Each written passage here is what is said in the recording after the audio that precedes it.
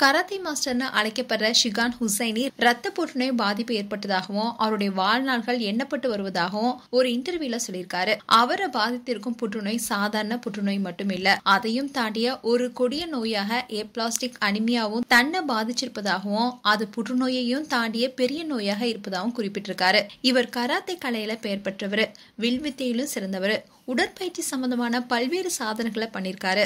தமிழ்நாடு வில்வித்தை சங்கத்தை ஆரம்பிச்சு அதன் பொது செயலாளராகவும் இருக்காரு. ரொம்பவே பிரபலமான ஷிகான் ஹுசைனி இப்ப புற்றுநோயால பாதிக்கப்பட்டிருப்பதா வெளியான செய்தி தான் பலருக்குமே அதிர்ச்சி ஏற்படுத்தியிருக்கு. இந்த சூழல்ல இவர் நடிகர்கள் விஜய், பவன் கல்யாண் உள்ளிட்டோருக்கு கோரிக்கையும் வச்சிருக்காரு. மதுரையை பூர்வீகமாக கொண்டவர் தான் ஷிகான் ஹுசைனி. இவர் மறைந்த நடிகர் விவேக்குடன் மதுரை அமெரிக்கன் கல்லூரியில படிச்சிருக்காரு. படிக்கும் போதே கராத்தில ரொம்பவே ஆர்வமா இருந்திருக்காரு. அதே மாதிரி நடிப்புலயும் தன்னுடைய கவனத்தை செலுத்தினாரு. இதன் காரணமாவே இவங்க ரெண்டு பேத்துக்கு இடையில நல்ல நட்பு இருந்திருக்கு. எப்படியாவது சினிமாக்குள்ள வந்துடணும்னு ரெண்டு பேருமே கனவு கண்டிருக்காங்க. ஷிகான் ஹுசைனி விவேக்கிற்கு முன்னதாவே பாலச்சந்தர் இயக்கிய புன்னகை மன்னன் படத்துல ஒரு ரோல சிறப்பா நடிச்சிருப்பாரு. இதை தொடர்ந்து தான் சில படங்கள் நடிச்சிட்டு வந்தாரு.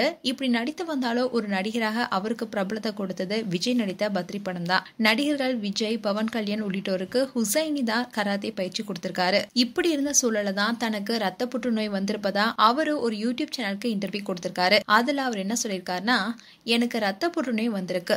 இதுக்கு மொத்தம் 3 காரணங்கள் இருக்கா. அதாவது என்னுடைய ஜெனடிக் பிரச்சனையால வந்திருக்கலாம், இல்லனா ஏதாவது வைரஸால வந்திருக்கலாம், அப்படியும் இல்லனா ஏதாவது ஒரு ஷாக்கால வந்திருக்கலாம்னு சொன்னாங்க.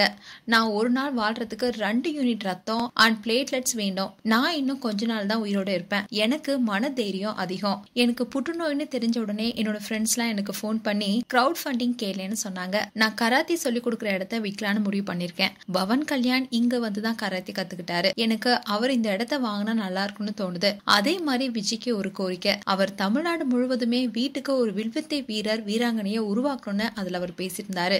மேலும் கராத்தே ஹுசைனி குறித்து உங்களுடைய கருத்துக்களை கமெண்ட் செக்ஷன்ல சொல்லுங்க. இது போன்ற வீடியோஸை பார்க்க நியூஸ் தமிழ் கிளிட்ஸ் சேனலை சப்ஸ்கிரைப் பண்ணுங்க. மறக்காம நோட்டிபிகேஷன் பட்டனை கிளிக் பண்ணுங்க.